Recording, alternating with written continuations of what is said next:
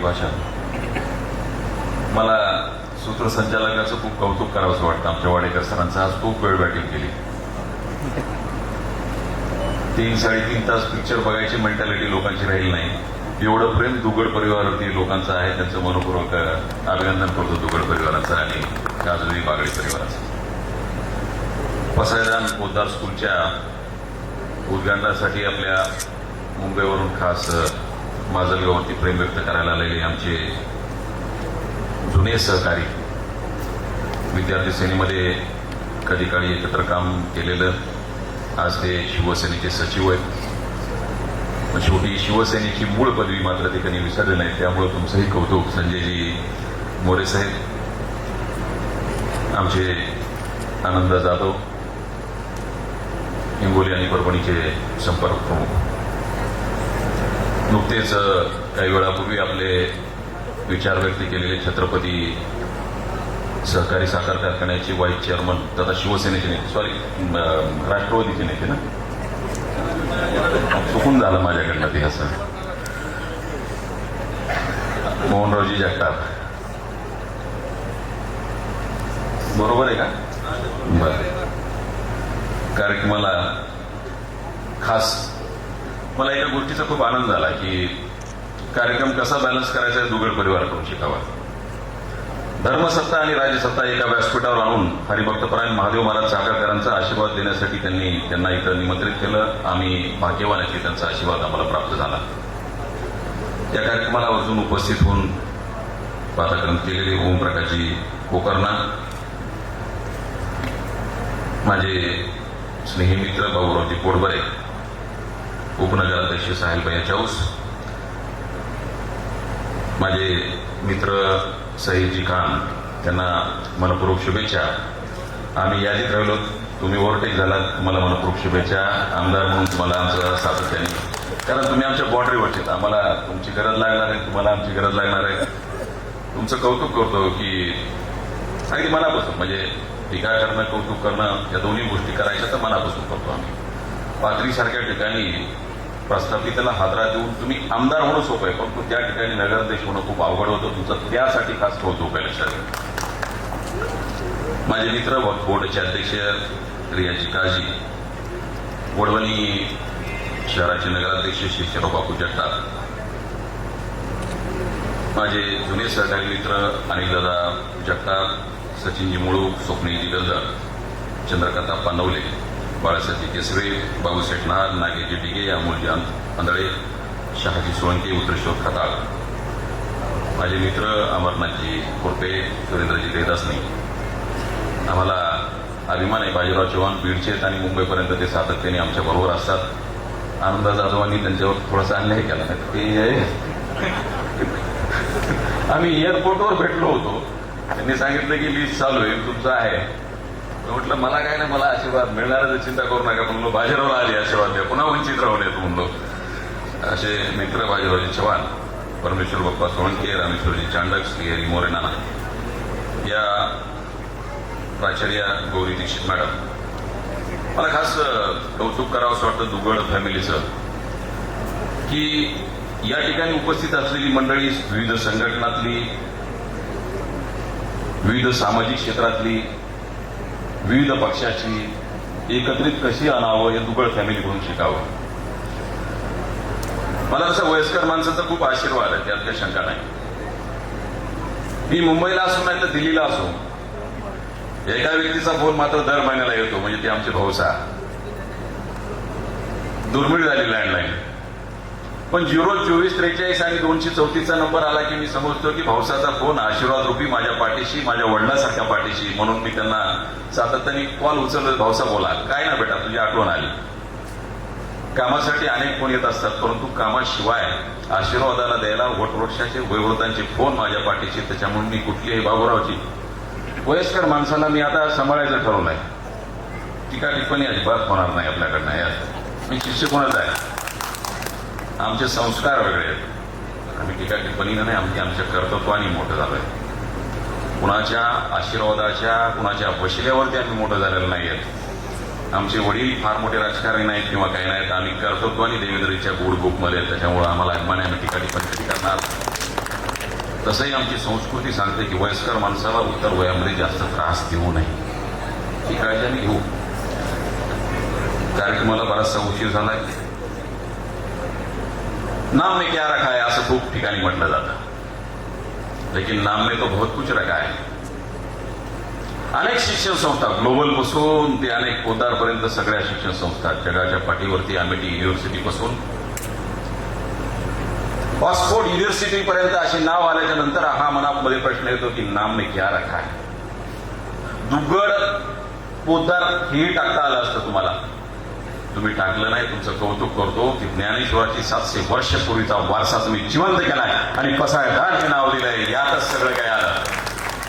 टीका टिप्पणी करताच येऊ शकत नाही. ज्या माणसांनी पसायदानाचं नाव दिल्याच्या नंतर आता विश्वात्मके देवे ही ज्यावेळेस संत ज्ञानेश्वराची शिकवण तुम्ही इथं समोर आणली, तुम्हाला माहिती आहे तुम्ही काय केलं. 700 वर्षापूर्वी शैक्षणिक जाहीरनामा प्रकट करण्याचं काम कुणी केलं असेल तर संत ज्ञानेश्वरांनी केलं. आणि त्याच्यानंतर जगाचा सगळ्यात मोठा पसायदान आता सार्वजनिक स्वरूप निर्माण झालं.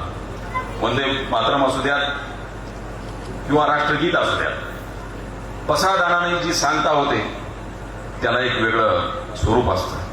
त्याचं कारण आहे, पसायदान म्हणजे काय, वैयक्तिक स्वार्थाच्या पुढं जाऊन ईश्वराकडं वैश्विक संकल्पना. वैश्विक संकल्पना म्हणजे काय, कोटा महाप्रसाद या जगाचं सगळं कल्याण होऊ दे म्हणजे पसायदान. एवढी मोठी उदात्त भूमिकेचं नाव तुम्ही दिलं. या ठिकाणी बाबूरावजी तुम्ही म्हटलंय की गरिबांची मुलं कसं शिक्षणाची व्यवस्था सरकारने केली. 20% राईट टू एज्युकेशन यांना कंपल्सरी, त्यामुळं गरिबांची मुलंही या शिक्षण संस्थेमध्ये शिकली पाहिजेत. त्यात तीळ मात्र शंका नाही. आतापर्यंत अनेक मान्यवरांनी बोलले.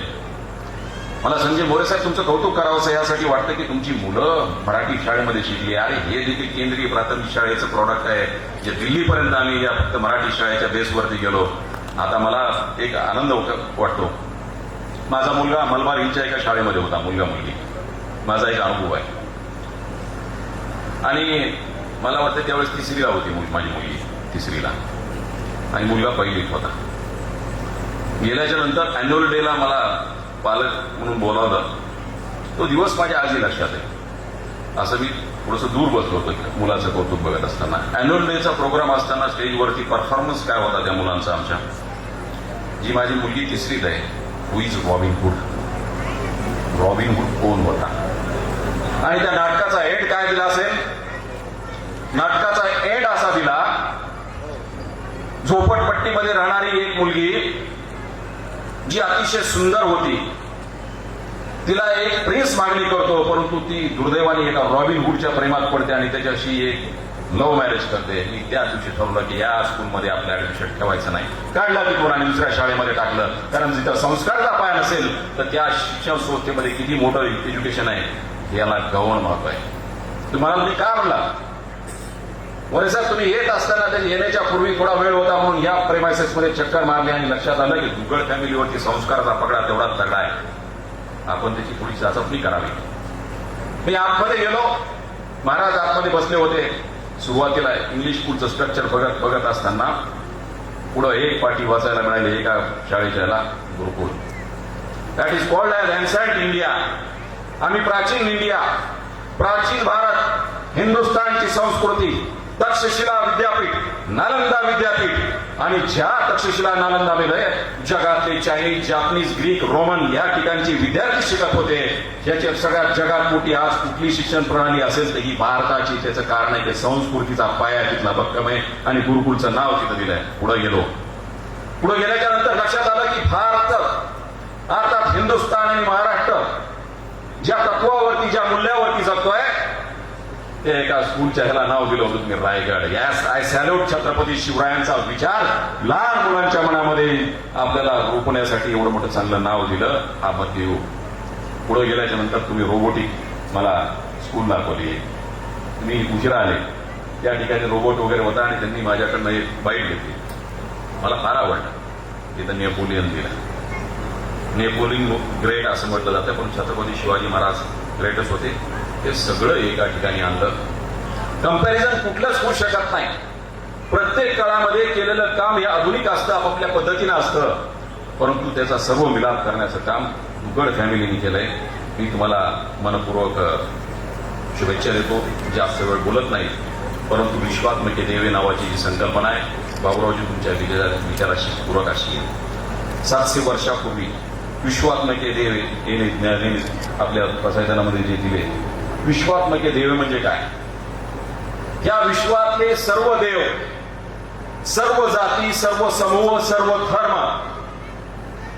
हिंदू असेल तर तो मंदिरातल्या देवाला मानतो, मुस्लिम असेल तो मस्जिदीमध्ये मानतो, ख्रिश्चन असेल तो चर्चमध्ये मानतो, सिख असेल तो गुरुद्वारामध्ये मानतो.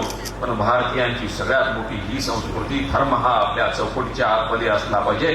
ज्यावेळेस देशावरती संकट आलं त्यावेळेस एकच धर्म असला पाहिजे, तो म्हणजे राष्ट्रधर्म. आणि वंदे मातरमची शिकवण या ठिकाणी मिळेल एवढी मी तुम्हाला शुभेच्छा देतो. मला शेवटचा एक उल्लेख करतो. गुरुकुल हे नाव दिल्याच्यानंतर आठवा, ज्यावेळेस 1832 साली गुरुकुल ही संकल्पना संपली, इंग्रजांनी गुरुकुल ही प्रणाली संपवली आणि आधुनिक प्रणाली आज इथं आणली. तत्पूर्वी 7 लाख विद्यापीठ, 7 लाख शैक्षणिक संस्था या भारतामध्ये कार्यरत होत्या. त्यापेक्षाही जास्त ग्रामशाळा होत्या, छोट्या छोट्या शाळा होत्या. आज देखील भारताला ती कंपॅरिझन करता आलं नाही. आज फक्त 15 लाख आहे. त्यावेळेची लोकसंख्या कम्पेअर करता, त्यावेळेची शिक्षण प्रणाली कम्पेअर करता, देशामध्ये शिक्षणापेक्षा संस्काराला महत्व आहे.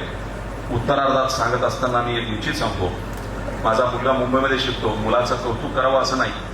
मोठ्या अकॅडमीमध्ये सुदैवानी संजयजी रुग्णसेवेच्या माध्यमातून एवढं काम केलं. माती धरली तर सोनं होतंय, त्याच्यामुळे वाईट विचार येत नाहीत. 5-5, 6-6 दररोज मृत्यू डोळ्यांनी बघतो, त्यामुळे कुणी शिवी दिली तर राग व्यक्त होत नाही.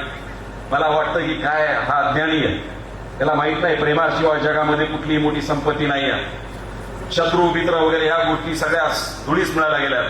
वैचारिक प्रगल्भता ही माणसाचं सगळ्यात मोठी संपत्ती आहे. कारण ज्यांच्याकडे अब्जो रुपयाची संपत्ती, अशा लोकांनी मेडिकलसाठी मदत मागितलेली मी बघितली. मुंबईतली अशी माणसं बघितली ज्यांच्याकडे प्रत्येक दारामध्ये एक गाडी आहे, ज्यांच्याकडे शेकडो एकर जमीन आहे, ज्यांच्याकडे फार्म हाऊस आहे, ज्यांच्याकडे शेकडो नोकर चाकर आहेत, ज्यांच्याकडे संपत्ती अनगिनत आहे. परंतु उत्तरार्धात फक्त संस्कार नाहीत. मुलांनी त्याला मेडिकलसाठी मदत केली नाही, अशी अर्ज बघितले. त्या दिवशी ठरवला आपला धर्म जो हिंदू आहे तो मानायचा आणि त्याचा दुसरा अर्थ आहे नैतिकता. आपली नैतिकतेचं कधी आडपतन होऊ द्यायचं नाही. ही सगळ्यात मोठा संस्काराचा पाया शाळेमध्ये शिकवला जातो आणि पसावदान इंग्लिश स्कूलमधून मला तीच अपेक्षा आहे. मी माझ्या मुलाची टेस्ट घ्यायची म्हणून परवा अदृश्य काळसिद्धेश्वर स्वामीचा एक गुरुकुलचा मठ आहे, या प्राचीन त्याच्यामध्ये शिंदे साहेब तिथं पंचमहाभूतासाठी गेले होते. माझे गुरु देवेंद्रजी पण तिथं सातत्याने जातात. ते माझे गुरु आहेत आध्यात्मिक. प्राचीन गुरुकुल आजही ते अस्तित्वात आहे. 550 एकर जमीन आहे. लखपती शिटीचा प्रयोग आहे. स्वतः MBA आहेत, इंजिनियर आहेत, परंतु आधुनिक विवेकानंद सारखं रूप आहे.